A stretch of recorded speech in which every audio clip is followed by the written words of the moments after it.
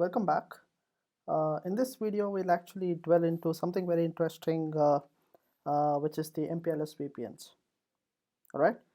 So let me explain what we are going to do as part of this using this topology. I think I must have a snapshot here. Yeah, this is good.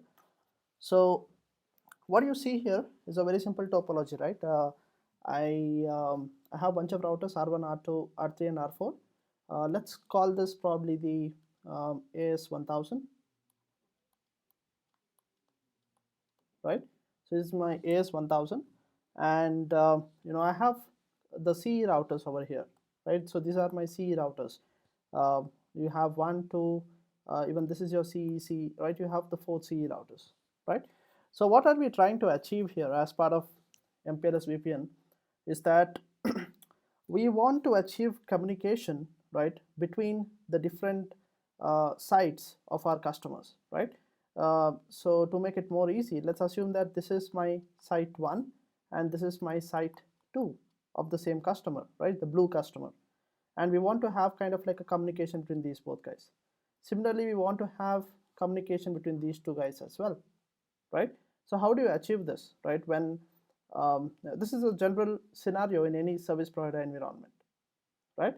So this is my core, right? This is my core service provider network, which is AS1000, right? And this service provider is providing the infrastructure and the service to connect the different sites of a particular customer, right? So that's a job. Now, how does, and also remember that we are going to have MPLS in the core. So it's an MPLS core, right? We have studied in the previous lecture on how MPLS is leveraged to kind of get away with the BGP configuration, in the core. So we have an MPLS core over here, right? So service provider, this is my service provider, and he is leveraging the MPLS core to do what? To connect basically the different sites, right? Similarly, right? So we have two different customers, the blue and the green. Okay, great. So let's get started. So what we'll do first, right? So we are going to do this in steps. So let's just forget about MPLS VPN, right? Let's just forget about MPLS VPN as a topic. Rather, let's just try solving problems one after the other, right? So when we have done, when we have reached the last step, you would basically understand what the whole MPLS VPN, what the whole framework is, right? So let's start, in a very simple approach. First, what do we do, right? So let's start with configuring something very simple, right? Let's start with doing the first step. I would do is I would put in a IGP, right? I would want one IGP in my core, right? Because if I have to run MPLS in the core, then I would want an IGP inside this, right? Now, what kind of IGP? Probably, we can pick something very easy for now. We could probably do EIGRP, right? Let's actually go and do that and then do the next step. So we are doing basically EIGRP inside here, right? Let me just put that here. So we are doing EIGRP over here. Okay. So you have done EIGRP a lot of times, so it's going to be pretty simple, right? So we have this is my R1. Give me a second, right? So what do we have? Show IP interface brief should provide us that, right? So we have configured all the interfaces, the IP addresses. So we just need to go and enable router EIGRP. Probably let's go with 100, right? And if you look at my topology, this is my R1. So I have the 3 networks over here, 192, 112. Okay, so I'm basically doing it inside my IGP, right? So I just need to do it for this network. Okay, so great. So I'm going to do no auto summary. Okay, and the link connecting R1 and R2 is basically is the network, which is that network 192.1.12, right, .0. I also need to do the one network. I want to advertise the one network, which is the loopback, right? There you go. That is done. Let me actually save this. Do I have to save this? Probably, yeah. Let me save this. It's going to be useful later, right? So coming down to R2, right? We have done it on one router, just gonna do it on the next one.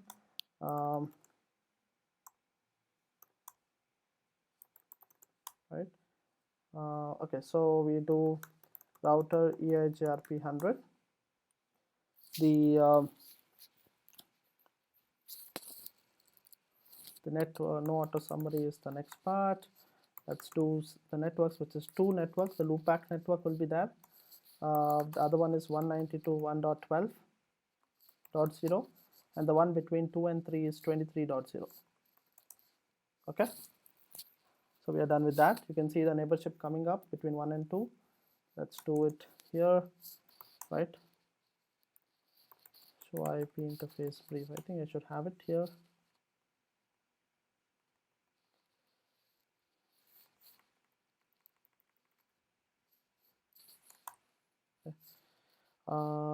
Configure mode, router EIGRP 100, right? No auto summary, and the network is the 3 network, and the network is 23 and 34, right? The other one is 34. Cool. And the last router, which is my R4. We clear this, enable, configure, right?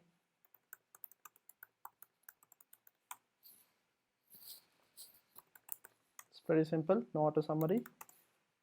And for R4 it will be, which are the networks? It's only going to be the route, the network connecting 3 and 4, right? So 192.1.34 is that network.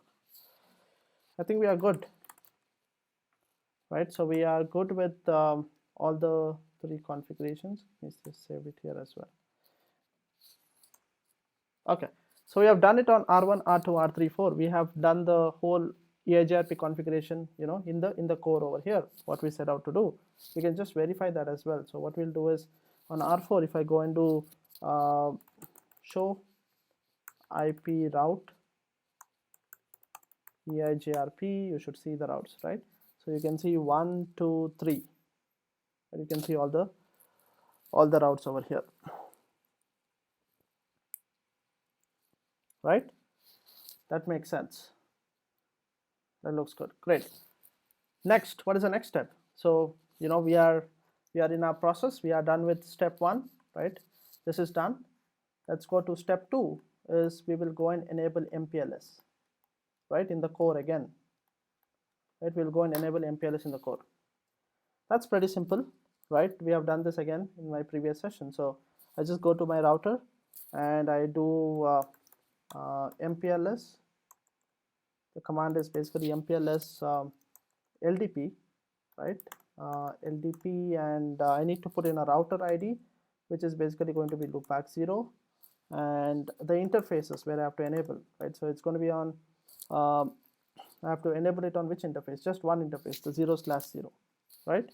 I'm going to do that on that, and it's going to be MPLS IP. Should I do it on anything else? I think just one interface on R1.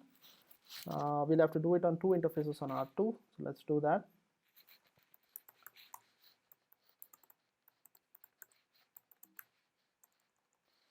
MPLS LDP, sorry. Router ID, loopback 0, interface Ethernet 0/0 and 0/1.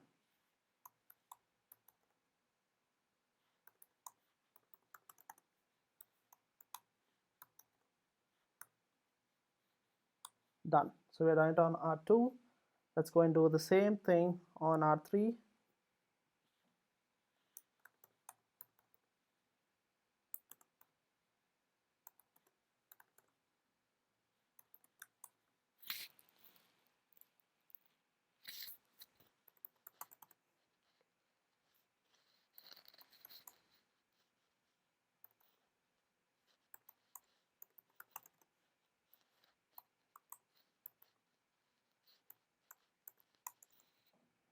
Done. We've done it on R3 as well. The last one is R4.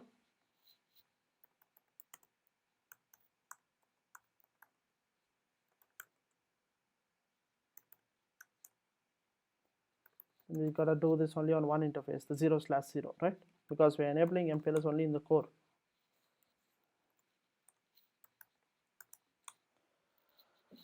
Awesome. So we are done with MPLS as well. So we are done with step 2. Okay. We can actually test this. If we can test if the MPLS and all of that has worked. So what we'll do, let me just check if I have done the configuration for my EIGRP and RFun correctly. So run section router. Okay, see, I have missed out one important part, which is my router EIGRP 100 and the no auto is fine, but after that the network 4 is something which I missed. Okay, yep, now the LDP is up. So we could test if what we have done is right. How do we test? Give 1 second.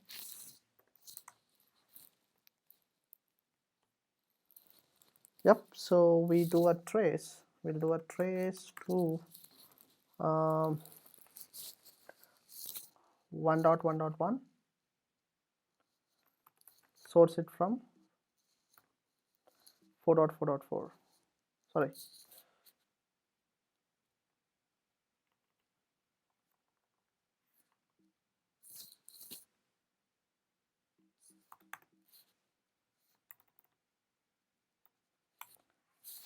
All right. So now you should see that the packet forwarding is actually happening based on what? Based on labels. Right. You'll see that happening because the whole idea here is that inside the core we have actually set up MPLS. Right. We have put a very basic IGP, which is EIGRP, and then we have set up MPLS, because of which you should see here the label forwarding is happening, right? We give this couple of seconds, the trace should complete. So you see the packet is going from R4 to R3, R3 to R2, and it is doing the label forwarding over here. Right now the label got popped and the packet reached the destination. Great. So we are good there. We have done the MPLS part perfectly. Next, what do we do next? Right, so we have done almost everything in the core.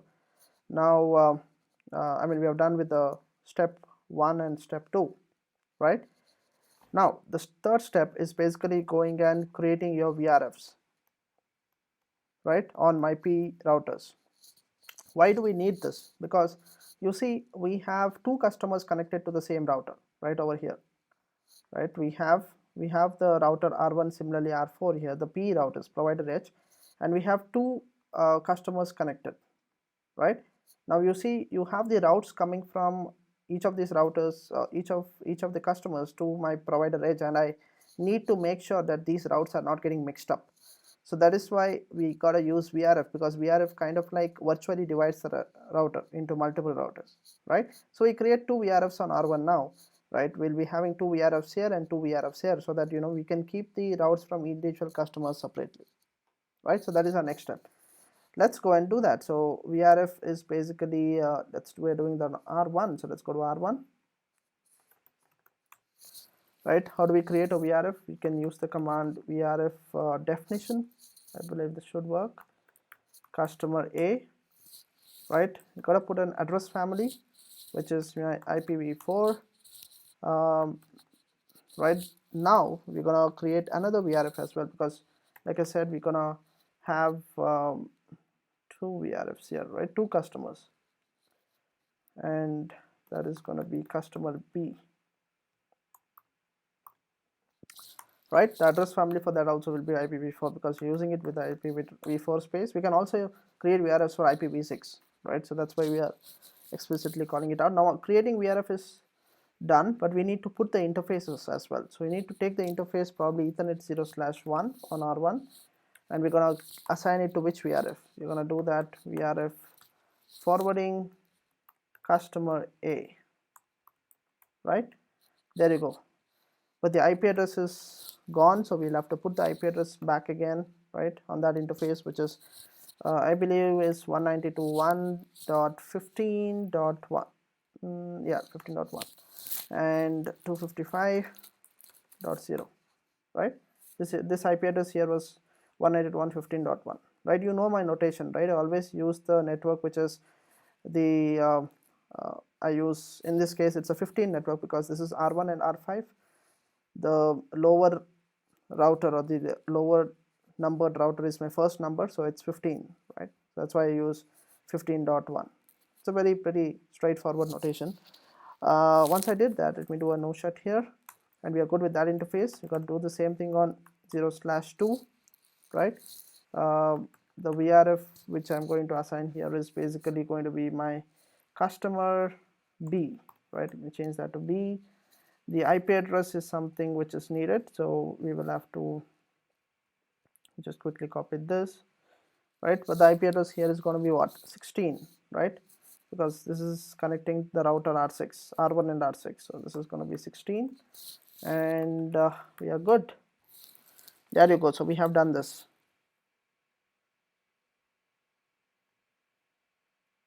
right? This looks good. Did I break something? Let me just quickly check. So you got to do this on 0/1 and 0/2. Oh, okay, see, that's the mistake. So I was supposed to do this on 0/1, but rather I did it on 0/0, right? So let me fix that. I was thinking there was something which I screwed up. So it's 0/1, and I need to actually, let me just put this in 0/, right? And we are going to also put the IP address as well. Overlaps. Okay, so I need to probably remove this first. Let me do that. Let me just remove it from here. Let's remove it. Let's remove the IP address as well from there. It should automatically get removed, but that's okay. Okay, so now we go to my 0/1, and we will put our VRF. I think we are inside the VRF forwarding, right? And we will put this, right, and do a no shut. There you go. That should be good. So let me clear the screen and let me show you what I did. So basically, if I show you, it's show run and section interface, right? So you see my 0/1 is inside this VRF, with this being the IP address, and my 0/2 is inside this VRF, and this is my IP address. I also see my 0/0 has lost the IP, so let me put it back on because that is needed for my LDP, right? 192.1.12.1.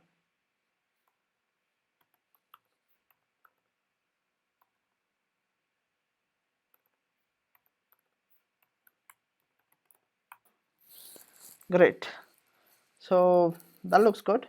Let me actually save this up. Right, so we are done with doing our VRF stuff on where we are done it on R1. We got to do the same thing on R4 as well, right? So let's go there, do that. Okay, just make sure it's 0/1. So we clear the screen. So we go and create the VRF definition first, right, which is customer A. So we have two customers here as well, right? A and B are both are connected here as well. The address family, like I said, I'm going to do IPv4. Going to do the same thing, but with the customer B. Address family is going to be IPv4. Done. Now we will go to Ethernet 0/1, and I'm going to put in the VRF forwarding interface or forwarding customer B, right? Let me just check. Yeah, the 0/1 is customer B and this is customer A, right? So this is customer B. The IP address is important, which will be 192.147.4.255.0, no shut, right? We are done with that. Let's also do the same thing on 0/2. The VRF would be A, right? The IP address would be what? Okay, it's going to be 48.4. It's only the difference, right? There you go, and no shut. Just save this up. Awesome. So we have done the VRFs section as well, right? We are good there. So we have finished this part, which is good. The next step is basically going and doing the routing, right? The routing between where? Between P and C, right? So we have the P over here. Let me take a color, right? So we have the P, so we need to do this routing, right? This routing. We got to do this part. So let's do that part, right? Let me write that down as a step here. So the fourth step is PC routing. Okay. So before doing the routing, obviously I need to set up my CE. So let me go and do that. So CEs are 5, 6, 7, and 8, right? So if I go to 5, so what I'm going to do is on my 5, let's see, where is my 5?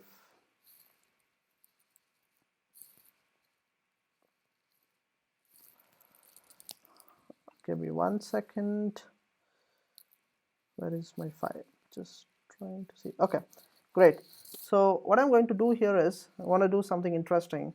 So I want to show you how to run multiple or different kind of PEC protocols, right? So I'm going to do something like this. I'm going to do RIP here, right? For the customer A, I'm going to do RIP, and here I'm going to do EIGRP, right?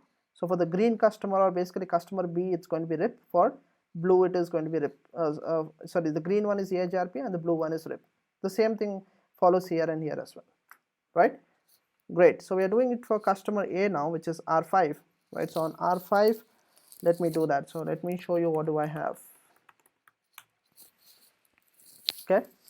So let me actually create different loop packs here. I don't want it to be this one. So let me just do this. So interface loopback 0. Let me remove the address, and the IP address which I want to use for loopback 0 is 10.5.5.5, right? And 255.0, right? So no shut. And the other one which I want to run is interface loopback 1 with the IP of probably 10.1.1.1, right? I just want to run that here. Do that. No shut. Do write memory. Great. So those are my loop packs. Now how do I run RIP? Right, I need to run RIP on this router. So I need to go to router RIP. The version which I want to run is 2. No auto summary. And the networks which I want to advertise are obviously the 192.15 network. I'm going to do .0. And I also want to advertise which one? Both the networks, both the 10 networks. So I can do just 10.0.0, right? And this should take care of stuff. Awesome. So we have done the RIP on R5, right? And on R6 we got to do EIGRP, right? That's what we just now discussed. So if I do show IP interface brief, okay, this is what we have. So we need to fix the loopback here as well. I don't want this. No IP address, and the IP address which I want is 10.6.6.6.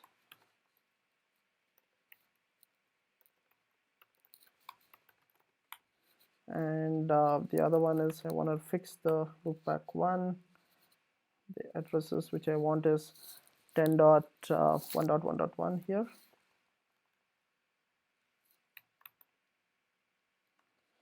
And no shut.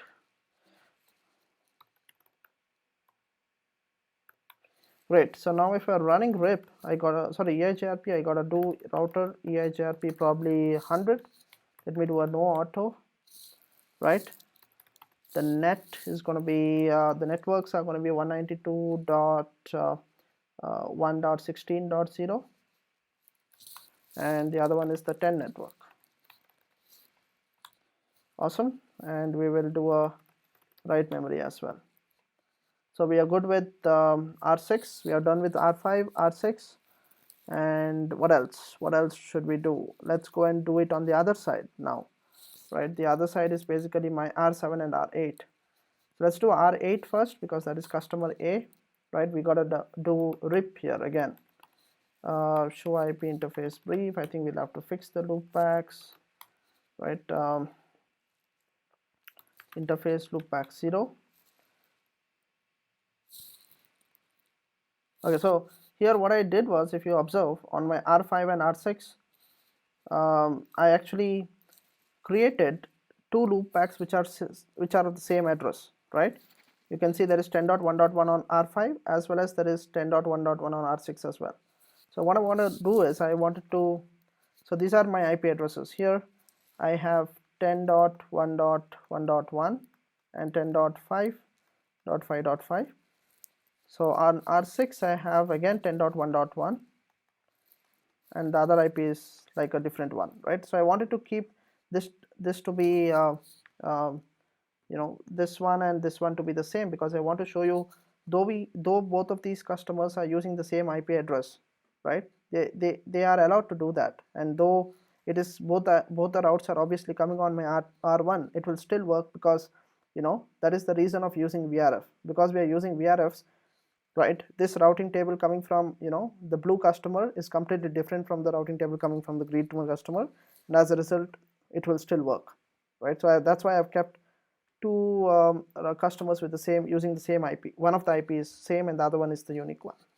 Okay, great. So on the other side I'm going to use a similar trick, and so I'm going to do that on R7, right? R7 and R8. So it's clear. Sorry, I'm doing it on R8 if I'm not wrong. So I want to give here obviously I'm going to give this as 10.8.8.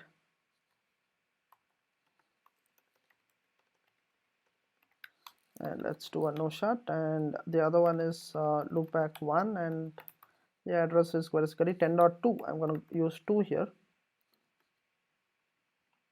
and let's do a no shut. Great. And like I said, I'm going to run my RIP here, right? Yeah, so I'm going to run RIP with a version 2, no auto summary. The network which I want is basically my 48 network, sorry, and the other one is my 10 network. Awesome, so that's good.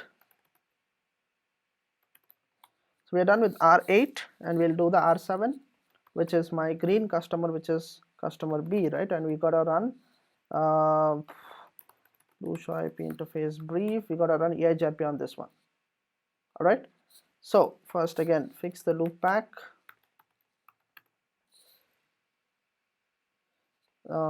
It's gonna be 10.7.7.7, right? No shut, and the loopback 1 probably. IP address is 10.2.2.2. This will remain. We do no shut. Okay.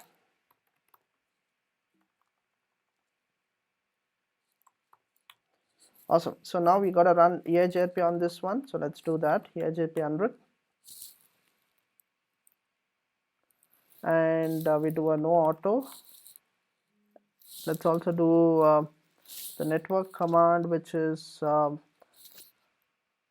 to be advertising this, the 47 network, and the other one which I want to advertise is the 10 network. Awesome. So we have done that. Right, this makes sense. So we have done R7, R8. So we have finished everything which we started out. So we have done with this as well. Let me just put a tick here. Right. Oh, okay. I think there is one more thing which we have missed. We have done the routing on the CE side, but we did not do it on the PE side. So we got to do that. So we have to go inside my router 1 and router 4 and do the corresponding RIP and EIGRP part, right? Because PEC routing is doing the routing between, obviously I need to do obviously on CE side as well, right? On the PE side, my bad, right? So on the PE side, how do you do it? It's very simple. Let me clear this, right? Enable, and let's go to configure mode. So on R1 I want to run both my RIP and EIGRP because I have both my customers connected to me, so that's why I'm going to do address family IPv4 VRF first. I'm going to do customer A, right? So this is how you do it. You put in the address family under the routing protocol, and then you attach the VRF, right?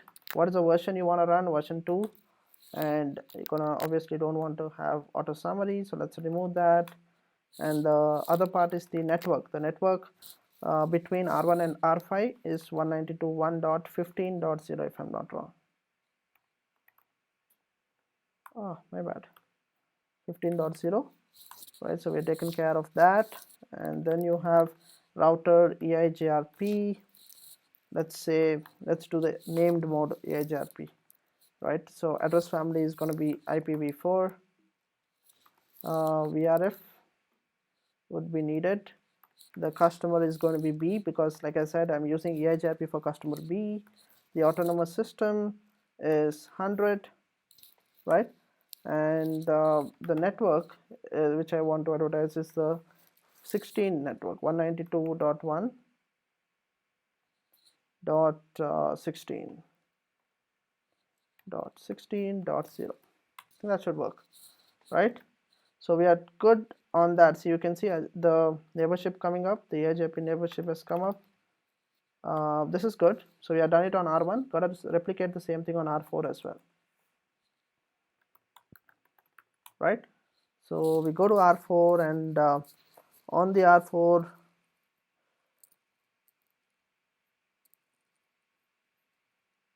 right? So we do router RIP, the same steps, right? Address family IPv4, and then the VRF, and then the customer, which is A. I hope I did it rightly here. Customer A and customer B. Yes, I've done that. So here customer A, and the version is 2, no auto summary. What else? The network, which is 192.148.0 because that is a network between R1 and R8. Gotta do the same thing for EIGRP, right? ABC. Address family is IPv4. IPv4, and the VRF is important. Customer is in this case it's B, and what else? The autonomous system is 100, right? And the network is the one between 4 and 7, which is 192.1.47.0 if I'm not wrong. Okay, awesome. So we are done with that. So we have finished the PEC routing section as well, right? Now we have something interesting to understand, right? What is our final objective? Let's come here. So we have done so much, right? What is the final objective? Our objective is to do this blue thing, right? Or the green thing. We want the connectivity between two different sites of both of my customers. Site 1, site 2 of my customer A, and site 1, site 2 of my customer B. So that's what we want. Okay. Now what is happening is, after doing so much of configuration, what is happening is the routes from C, or basically the router, which is this router 5, the routes from router 5 and router 6 are entering my router 1, right, into their corresponding VRFs, right? We have VRF customer A here and the VRF customer B, so they are entering the respective VRFs. Now on my router 1, I need to do something. I need to combine the routes coming from these individual VRFs into one common table, right? I need to combine, because only if I combine into one common table, then I can take the table and then send it to the other side, which is my R4, right? Because at the end of the day, on my control plane, right, currently talking about my control plane. So in my control plane, what should I do? I need to somehow make sure that the routes from R5, right, are reaching R8 and vice versa, right? So for doing that, I need to not only R5, right, even on R6. So the routes coming from R5 and R6, I need to make sure they are reaching the other side and vice versa. So to do that, you need to combine the routes coming from here, right? They're coming into separate VRFs now, but from the VRFs on R1, I need to put them into a separate routing table, right? So that's basically your so that's what we have to do, right? Also the two VRFs, like I said, on my now there are some problems which might creep in, right? We know that we have 10.1 here as well as 10.1 here. So now if I have a common table, I can't obviously have two routes which are 10.1.1, right? I can't have it like this because I can't have two identical routes, right? Because what we are talking now is the common table, right? We have the common table which we are talking about, right, where we are having the routes coming from both the sides, right? The VRF customer A and B, right?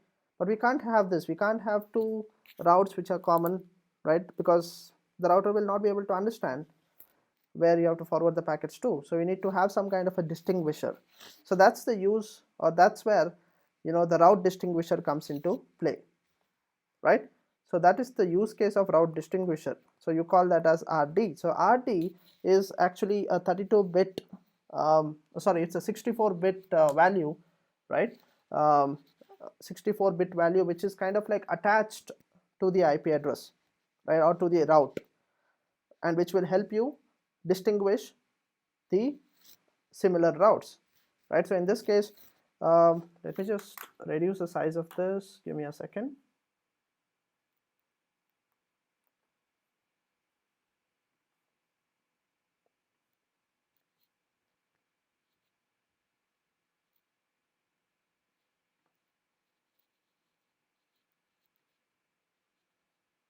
Okay, that's good. So what I'm trying to tell here is, we have we have this common table here, and like I'm trying to tell you that we are getting routes from both the routes here, right? We are getting the routes from customer A, and we are getting the routes from customer B, right? Now we need a way to kind of like differentiate between these routes, and that's where the route distinguisher comes. So the route distinguisher is generally the RD is generally a 64. It's a 64-bit value, right? It is represented 32-bit fashion, right? So the first 32-bit is generally taken as the AS number, right? The AS number is used, which in this case is clearly 1000, right? The 1000 is going to be used, and the second the second 32-bit could be anything. It could be any number, right? So here probably for customer A we are going to use it as 1, and maybe for the customer B we can use it as 2.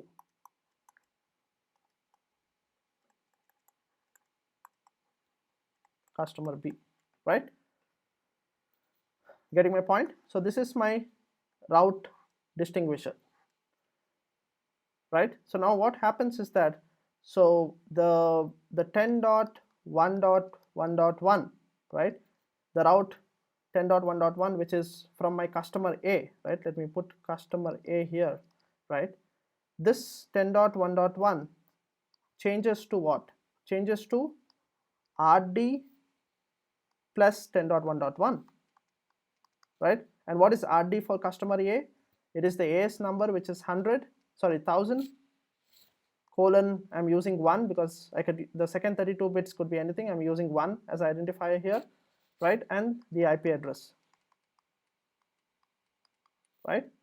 So this is my new route now.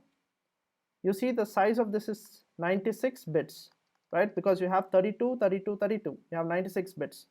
Similarly for customer, the 10.1.1 coming from customer B, it is going to be 1000 colon 2 colon 10.1.1, right? There you go. So this is another 96 bit. But you see what we did here? We are now able to uniquely identify these both routes. So even though you put both of these routes in this common table right here, you know, the router will not have any mistake, or the router will not mistake it to be, you know, the similar routes. I mean, the router will be able to clearly distinguish between these two routes because of the route distinguisher, right? So that's the use of route distinguisher. So we are done with the route distinguisher. Now the this route which we came up with, the 96-bit route, right? This route is actually called as your VPN v4 route. This is your VPN v4 route. So you have heard about VPN v4 routes, but this is the actual VPN v4 route, because we have a new 96-bit, right? It's no more 32-bit. So that's your VPN v4 route, right? Now the next question in your head should be, if the route is 96 bits, right, how will I have a routing protocol between R1 and R4, right? What kind of a routing protocol between R1 and R4, right, will we be able to use for these kind of routes, right? Now in a service provider network, I have told you the routing protocol which is used between edges is basically the IBGP. In my previous section, I showed you how to configure IBGP between the provider edges, right? We need to have IBGP running, right, so that, you know, we can you know, exchange the routes from one provider edge to the other, in this case R1 and R4. But the next question should be, for BGP or IBGP to run, it runs only on 32-bit, but we have 96 bits here. So how would we run it? So that's why a new kind of BGP is, or it's not a new kind of BGP, I would say it's a flavor of BGP which is actually used, which is MP-BGP, right? So MP-BGP is actually used. Why? Because the routes are no longer 32-bit, rather 96 bits, right? So yeah, so we have done with that. Now let's see what and all we have understood. Let me just clear this piece again, just to recap, and because there was a lot of information over there, just clear this up a bit, right? So what we have done now is that you know, we have kind of created a common table, right? Common table where you have the routes coming from you know, A and B, both the customers, right? Because in earlier these routes, I mean, I'm talking about the provider edge now, right? This is provider edge. Now in the provider edge, we had two VRFs. We had VRF A and we had VRF B, right? And we had the routes learned from individual customer edges on these particular VRFs. But now what we are trying to do is we are trying to take both of these routes from both of these VRFs and put it into a common table over here. And that common table, right, will use basically route distinguisher to, you know, kind of uniquely identify routes, because both of my VRFs can have similar routes. So using route distinguisher for that, and for this table to exchange or to do routing with the other side, right, the other PE, right? So this is my R1 and I have my R4 here. Now if R1 and R4 have to talk to each other, then we need some kind of routing. So here we gotta use what kind of routing? It is MP-BGP. We're gonna use MP-BGP. So when you use MP-BGP, because the normal BGP only works on 32-bit, MP-BGP will work on 96-bit, right? The 96-bit or the new 96-bit route created because of the route distinguisher. So we have achieved this. So the route has somehow reached my R4, right? The other PE, right? This one, the R4 here. Now on my R4, I have my different VRFs, right? The R4 is also connected to its own VRFs, VRF A and B, right? The route has reached here. Now how do we take the route from R4 and send it to A and B, right? So for that we use another technique called as another feature, which is the route target, right? So you have always heard about these two terms, the route distinguisher and the route target, and route target and route distinguisher both are different. I mean, you would have seen the values are generally the same, but they are actually different. So what we do is, when the routes are actually sent from the P1 here, right, or R1, when the routes are sent, they are also, there's a route target configured on them as well. So the route target is also a very similar field, just like my route distinguisher, right? It's the same format, it's the same you know, 64-bit format, right? So you can consider, for now, for simplicity, let's consider that the route target is also 1000:1, right? So the route target is configured on my router 1, and there are two route targets which are configured. One is the export and other one is the import, right? There are two route targets which are configured. I'll tell you what are these, but when you configure on a single provider edge, you configure two route targets. Okay, great. So like I said, we have configured the route targets on my provider edge, the R1, and the routes have reached R4. Now on R4 as well, you will be doing the same configuration, right? You will be configuring a route target, right? Let's, for simplicity, like I said, let's keep the same values, which is 1001. I'm doing it for customer A right now, right? Just for simplicity, we'll think about customer B later. So here also you do 1001, right? And you see the routes from the common table have reached R4. Now, like I said, we have configured the route target on R4. So the router looks at the import route target, right? The import route target value is going to be used on R4, and it sees that the import route target is 1000:1, right? So all the routes which were received here, right, they will have some kind of route target which is the export route target, right? So when you export the routes, you basically send the routes with the export route target, and on R4 you will have the import route target configured, right? So now you have the customer A over here. The customer A can download the routes corresponding to its VRF using this route target, because we have configured this route target with 1001, the import route target, right? So it will go to the common routing table and it will kind of like fetch its routes which are concerning him, right? So that's how the routes actually reach from A to B. So you have, say, 10.1.1 here, right? 10.1.1 in the VRF. When it goes here, you will have route distinguisher and 10.1.1, right? And then you also have configured some route target, right, which is again 1001, right? The value is 1001. That's the export route target, right? You have configured export route target. So the export, using the export route target, the whole route basically comes on R4, and A is also configured with an import route target which is 1001, right? So that's how A is able to pick the routes concerning him, right, and download it on himself. So that's how the route from A, from this side, is able to reach the other side. So 10.1 has now reached the other other site of customer A, right? So you understand the use of export route target and import route target, right? So export route target is used when you send the route out of your provider edge, and import route target is basically used on the other side to kind of like identify and download them.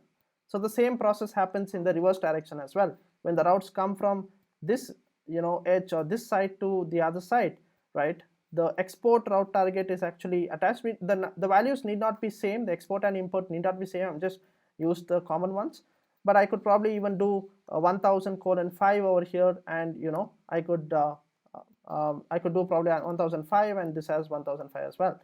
It could be anything, right? I'm just using it for simplicity, right? So these routes coming from this site also reach the common table on provider 1, and they'll be downloaded because of the import route target here, right? So that's the use of route target, right? So we studied three things here. One thing is we studied, let me just again clear this in a second,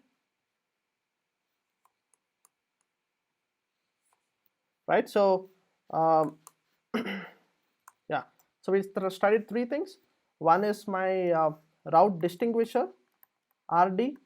Then we studied about MP-BGP, right?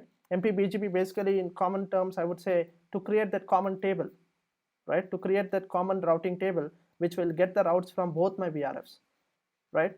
And once you have that common routing table, you need to talk to the other side as well. So you need a different kind of routing protocol, because here it is 96 bits now.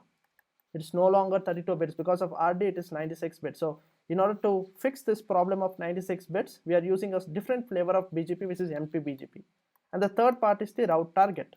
Route target is basically so that the routes, when they reach the other side, they have to be downloaded into their respective VRFs. Now, how do these VRFs classify or realize that these routes belong to them?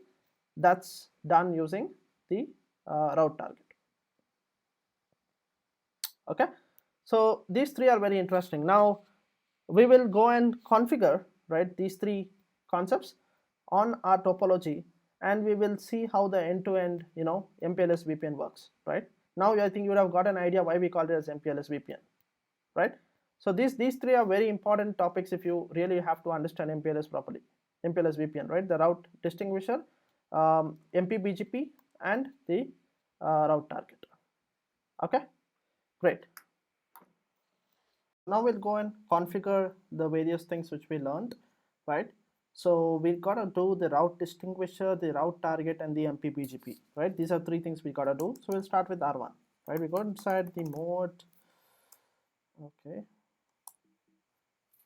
we go configure more, right?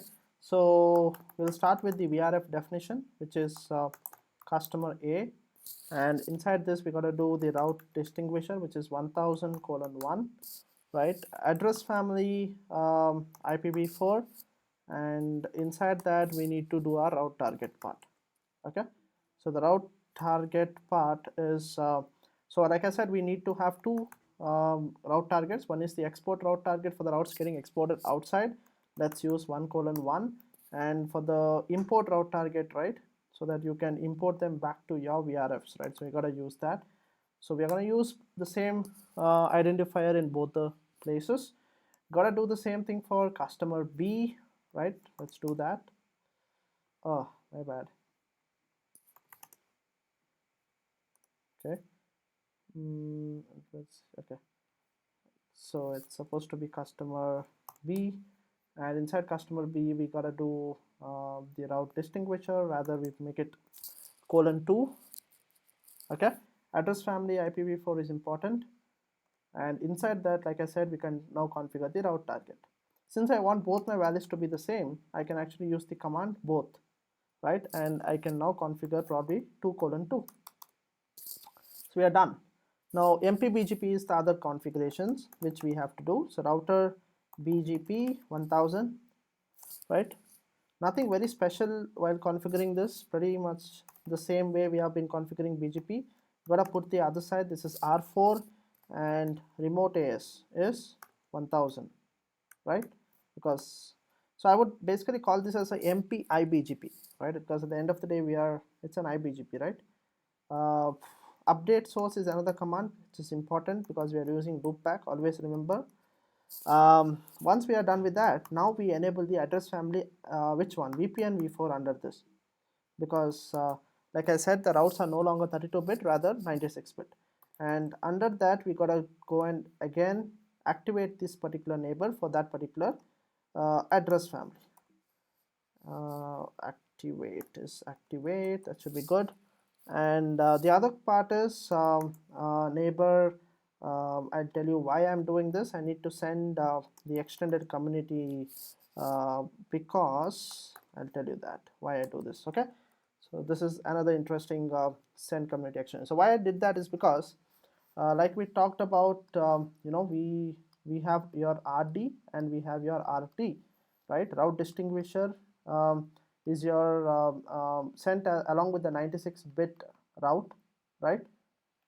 It is sent along with that. So when the route is basically going from A to B, that 96-bit route is going. So RD goes along with the 96-bit route, whereas RT is actually sent as a BGP attribute, right? So it is sent as a BGP attribute, and it is not going, the value of RT is not going along with the route, it's going as part of the BGP attribute, right? That's how that information is reaching the other side, right? And that is why, because it's sent as a BGP attribute, we need to enable the send community extended over here. Okay, so we are done on R1. Got to do the same thing on my R4 as well, right? Let's do that.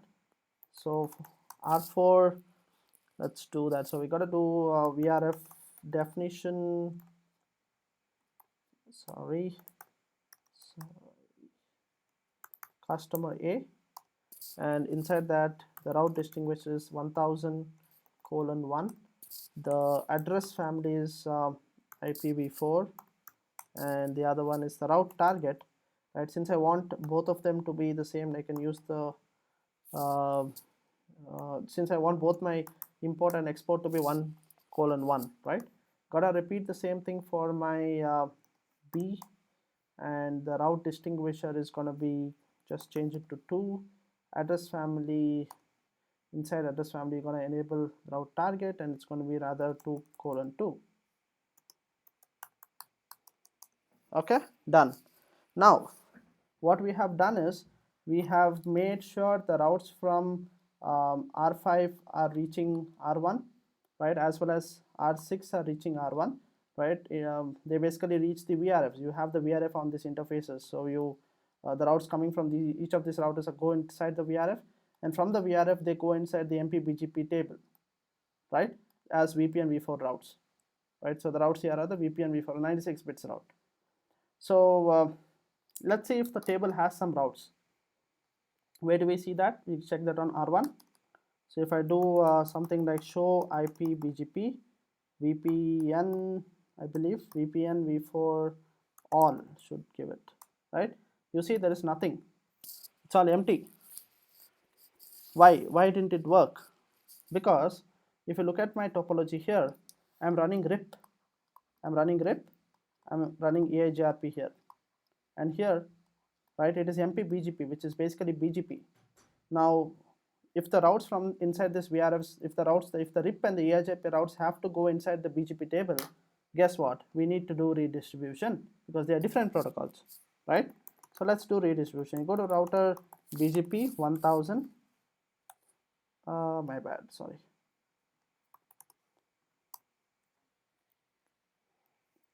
Right, 1000.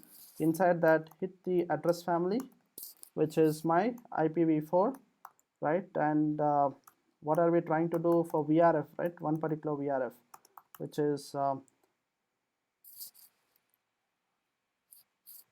did I do something wrong? Address, okay, IPv4, I didn't put IPv4. So IPv4 VRF, which VRF? Customer A, right? And redistribute redistribute what? Redistribute RIP, because for customer A it is RIP. The same thing we gotta do, but for address family, okay, customer is B. For customer B, what do we do is we gotta do redistribute EIGRP, right? 100.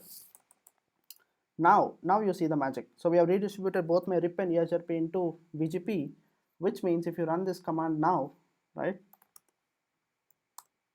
There you go. See, you see the routes. You see the 10.1.5, 10.1 and 6. 10.1 and 10.6 both are there, right? They have entered the BGP or the MP-BGP table. Now from MP-BGP table of this side to the other one, right? R4 also receives it, right? Now we got to do that on R4. Okay, so we have done it on R4, which means let's see that. If we do show IP BGP VPN v4 all,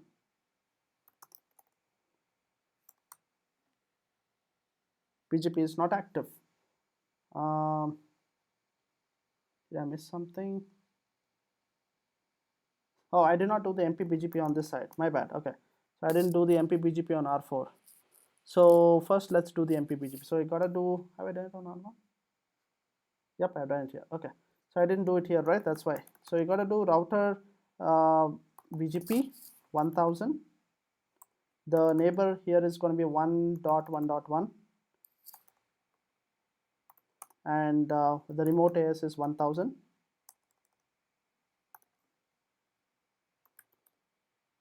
Okay, let me clear the screen a bit, and clearly you need to do the update source as well, because you're using the, oh man, my EVNG is very slow today. Update source is loopback 0, and now we go inside the address family for IPv4, sorry, VPN v4, right? You have to enable that VPN v4, and once you're inside VPN v4, you got to do neighbor 1.1.1 activate, right? And the other one is 1.1.1 for the route target, right? Send community extended. Awesome. Let's also do the redistribution on R4, right? Because why are we doing the redistribution? Because like I said, you have the RIP here, right, as well as you have the EIGRP, and these routes, if they have to be entering the BGP or the MP-BGP table, you need to do redistribution, right? So let's do that. Redistribute them into router BGP 1000, right? So you go inside that address family and IPv4. The VRF is customer A. Makes sense? Redistribute what? RIP. For customer A, it's RIP. The other for the other one, which is the address family customer B, we will be basically doing. Let's do customer B. For this one, we will be redistributing EIGRP, right? EIGRP 100. Sorry. Now is that let's do this. So what we have achieved is you have the RIP here, you have EIGRP here, right? So you took the routes from here into their individual VRFs, and on my R1 we have the MP-BGP, right, table. The MP-BGP table is kind of like a common table which will have routes coming in from both my VRFs, right? And from the MP-BGP table we actually sent the routes to the other MP-BGP table, right, because you have MP-BGP running on R4 as well.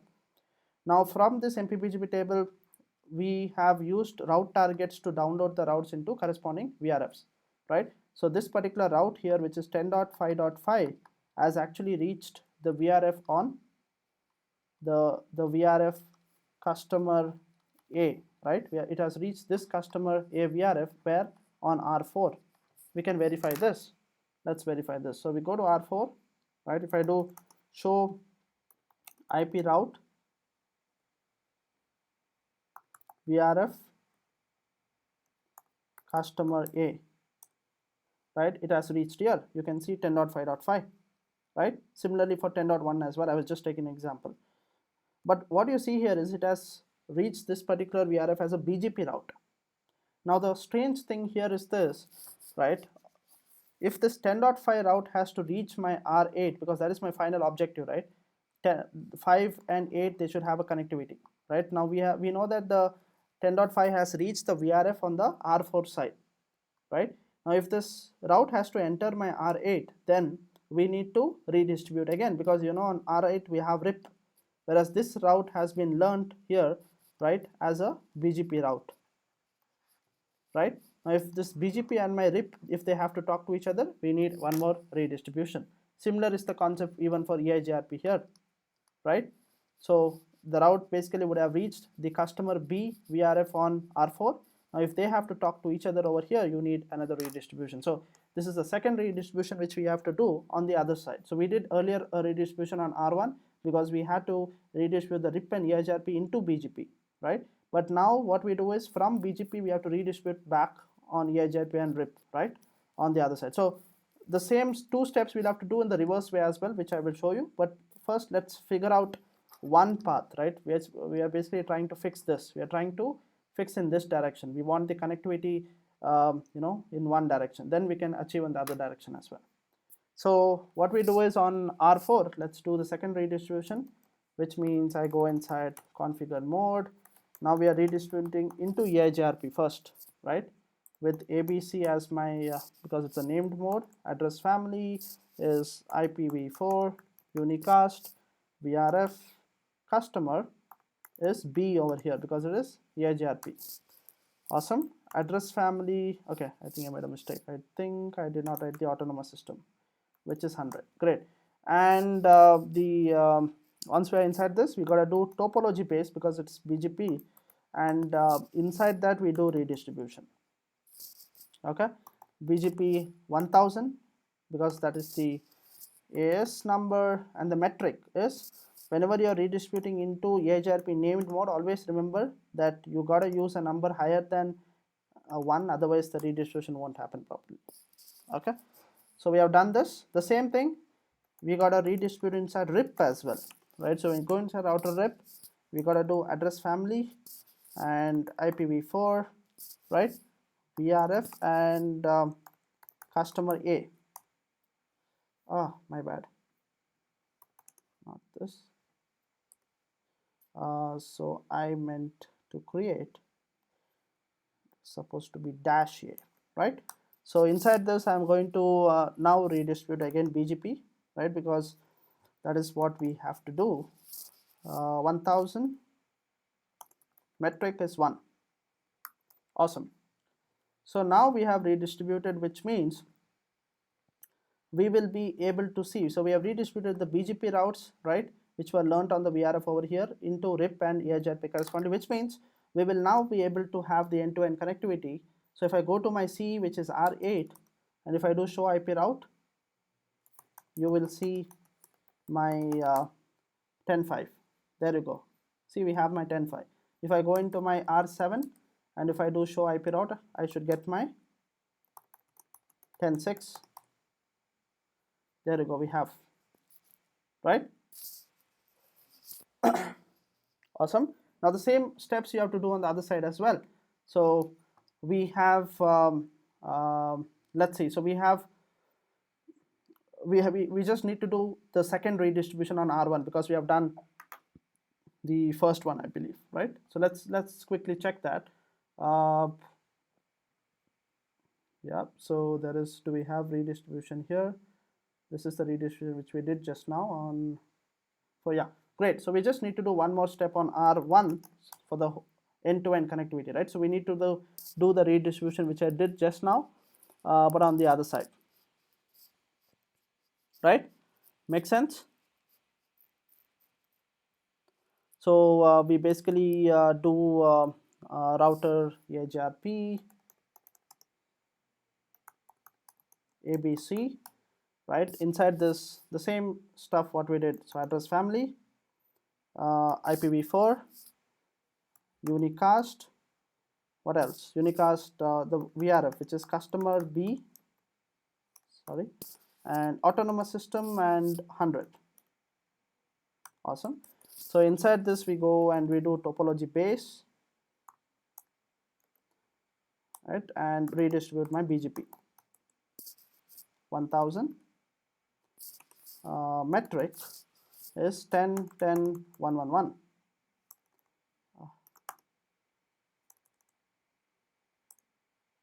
1 1 and 1. Okay, and the other one is router RIP, and inside this you go again address family IPv4, and VRF is important. Customer A, makes sense. Redistribute BGP 1000. Okay, and metric is 1.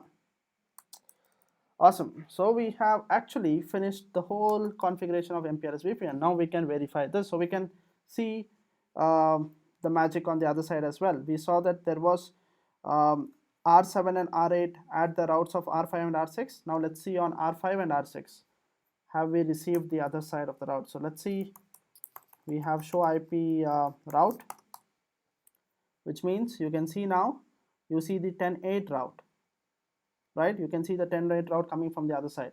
The same thing if I do on R6, you should see the 10.7 route, right? You see the 10.7 route. Great. So now let's quickly, maybe if you want, I can also show you a ping, right? Not just the routes, because, so I can show you a ping, which means if from R5, if I'm doing a ping to what? 10.8.8.8, right? With the source being what? 10.5.5.5.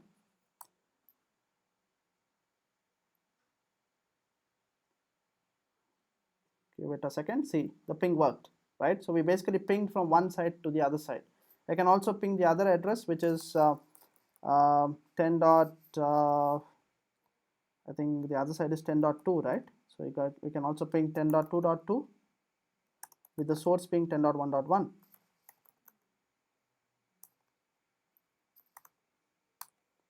Right? There you go, the ping works. So basically we have achieved the end-to-end connectivity. Now let's quickly review what we did, right? And probably there is one more piece which I want to cover here. But before that,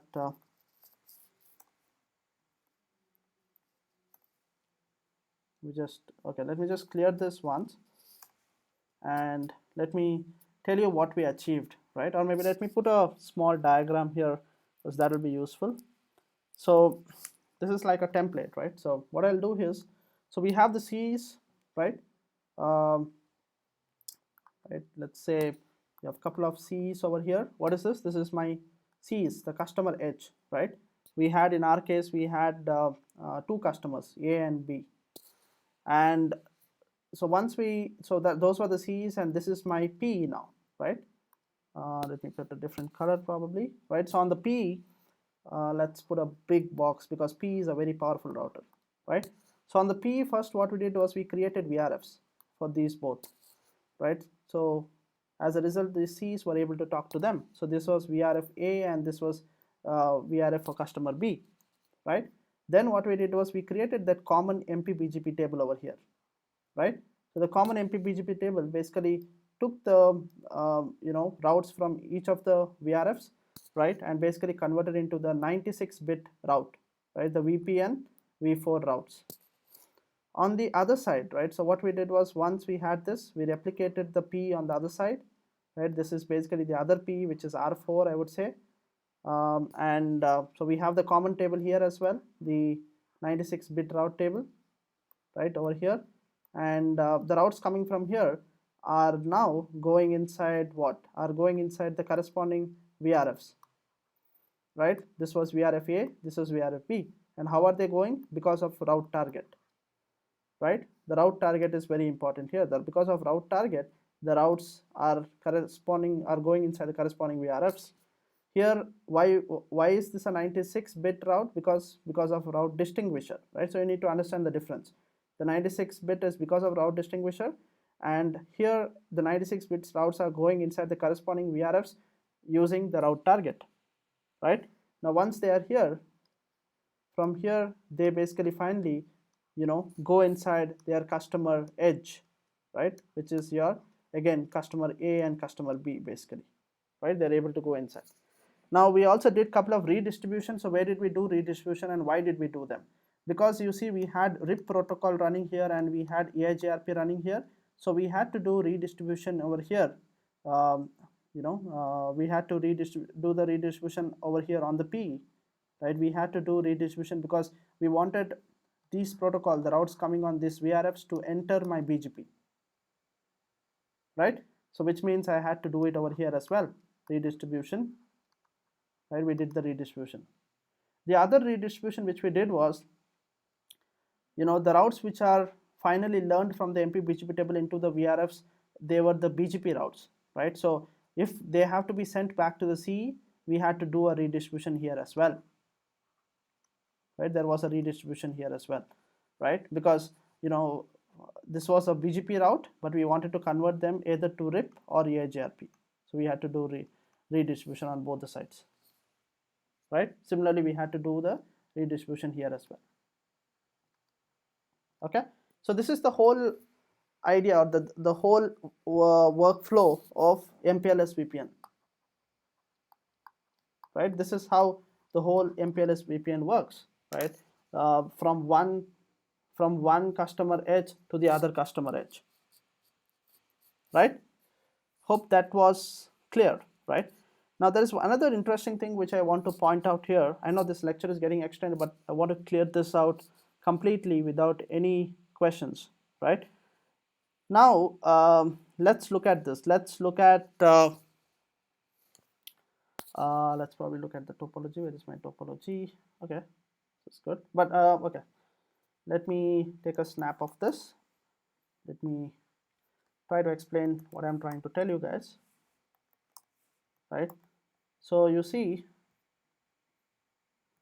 let's trace. So what we did till now was basically the control plane, right? We basically made sure that the routes from R5 and R6 are exchanged, right?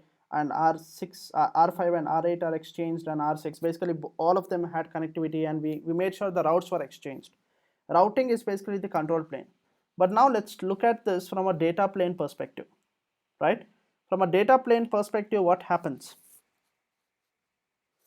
Right, let's assume that in this particular example, what we are doing now is we are trying to do a ping, right? We are doing ping from where? We are doing ping on R5, right? We are doing the ping on R5 over here. So we are doing the ping from R5 to the other side, right? This is 10.2.2.2.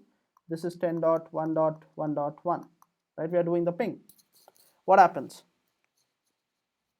The packet first comes where? To the VRF over here, right? To this interface, which is in VRF customer A. The VRF has the 10.2.2 in its routing table, right? This one, because through MP-BGP and all of that, it has received that route. So 10.2.2 is there in its routing table, and the next hop for that would be obviously this one, right? And we know that we have MPLS running here, so it will basically do a LFIB lookup, right? LFIB lookup, and as a result, you know, it will inject a label, and that packet will basically go to R2, right? Make sense? Remember, we still have the MPLS. We did not remove the MPLS. MPLS is very important, right? The MPLS is still there, and because of MPLS, R1 will now do a inject a label and send that packet to R2. Now R2 sees that the packet is a labeled packet. It has an input label, so it will search its label database and do a label swap here, right? It will do a label swap for for the incoming labeled packet, and then it will send the packet to R3, right? Now on R3, it basically sees that the next hop or 4.4 is basically connected to this router. As a result, it will do a pop, right? The label gets popped here. Now if the label gets popped, the packet which comes here is basically an IP packet, right? And ideally the router on R4, right, basically the packet is coming here on this interface, Ethernet 0/0. Remember, the destination is 10.2.2.2, but you see this particular interface doesn't know about this address 10.2.2. Why? Because this interface is not in any VRF. The interfaces which are in VRFs are this and this, right? And this 10.2.2 is not inside the global routing table. It is there in the VRFs routing table. So there is, in a router you have the global routing table, and then you have the VRFs routing table, right? So here the VRFs customer A's routing table will have the 10.2.2, right? But whereas the global routing table will not have all the route, and the packet should be dropped, right? But you see the ping actually worked. I earlier showed you on the device, we saw that the ping was actually able to work. So how did the ping actually work? The answer to this problem is VPN v4 label. VPN v4 label. What is this label? So in the control plane, when the MP-BGP exchanges the VPN v4 routes, right, between R4 and, maybe let me use a different color. So in the control plane, when these both exchanged the routes, right, they also exchanged a VPN v4 label. Let me show you that. Let me actually show you that. So on R4, let me go on R4 and let me clear the screen. So if I do show IP BGP VPN v4, which VRF? VRF, probably let's pick customer A, right? Customer A, and for this particular route 10.2.2.0, you see here there is a label here 21, right? The 21 is the label, so that is what we call as the VPN v4 label. So this label was exchanged, right? For this particular route, this particular label was exchanged, between R1 and R4. So as a result, right, R1, when it was injecting the MPLS label over here, right, it would have also injected the VPN v4 label, right, in the data path. So this is how it would have been. So when R1 sent this packet towards R2, the packet would be something like this, right? So you have the destination 10.2, the source is 10.1. Here you will have the MPLS label, right? And you will also have another label which is the VPN v4 label. And then you always have the R1 and R2 source max, right? But what I mean to say is it's a dual stack kind of a framework, right? You are going to have two labels, right? One is the MPLS label and the other one is the VPN v4 label. Now how this actually helps, right? How does this VPN v4 label help?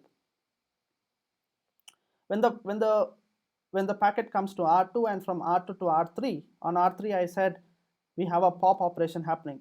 So this pop happens only for the MPLS label, right?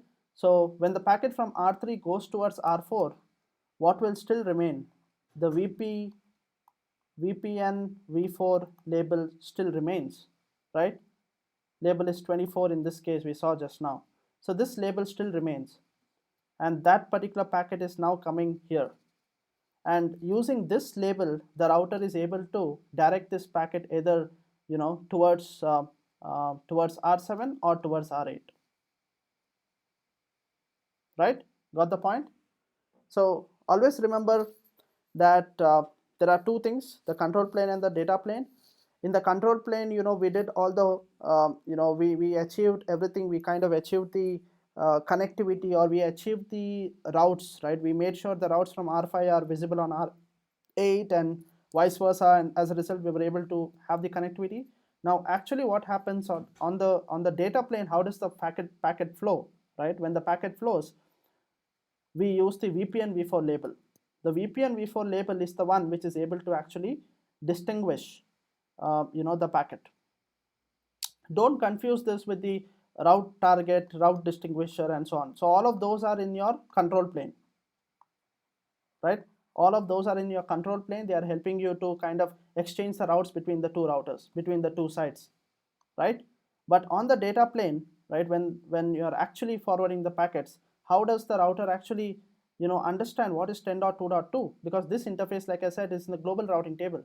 So how did this interface, or how did the router actually decide where should I send the packet? Should I send it to R7 or R8? It's using this VPN v4 label, right? So that was the last piece which I wanted to talk about. Now let me just put down all the things which I did here, right, just so that it will be a review, to understand. So what we did was, first, let me still have the diagram. Just take the diagram from here. Okay, so what did we do? So I'm just putting down the points here so that it's easier to recap and use the steps. So what's first is we put in a IGP inside the core, right? We did that. I think we used EIGRP if I'm not wrong. Then what we did was we went and put in MPLS in the core, right? We did that again here. So once we had MPLS, then what did we do? We went and so once we are set up with the core here, the next is the provider edge. We know that we have R5 here, right, and R6 here, and they are working with different customers. It's A and B, right? So we need a way to divide this particular router into two routers, right? And you do that by creating VRFs. So on PE, we basically created VRFs, right? And when you created VRFs, you also put the route distinguisher and the route target, because that is basically helping you to understand, or kind of like they are basically helping you. Route distinguisher helps you uniquely identify the routes from both my VRFs, and route target helps you later in your MP-BGP part. So basically first what we did was, when we created the VRFs, we basically created route distinguisher and route target, right? Did that on both the PEs. Next, what we did was, once we have done that, we need to do MP-BGP, right? Why we do MP-BGP? Because now the routes are no longer 32-bit, they are 96 bits. So you can't use the normal BGP. That's why we did a MP-BGP between both my PEs, right? So we did that. Now the last part was redistribution. Why did we do redistribution? Because you see the protocols which we were running here were RIP. Here we were running EIGRP, and we can't expect the RIP to directly enter the MP-BGP table. So we had to do redistribution here, right? At the same time, we had to do the redistribution in the opposite direction as well, because you see the routes which are coming from the other side, they are actually the BGP routes. Now you need to from the BGP routes which are there in the VRF over here, you need to redistribute them either into RIP or here into EIGRP. So we had to do redistribution on both the directions, right? So these were the 5 steps which we did to achieve what? The MPLS VPN, right? So this should be kind of like your Bible for configuring MPLS VPN in a service provider environment. Hope you guys liked it, and thanks for watching. Bye guys.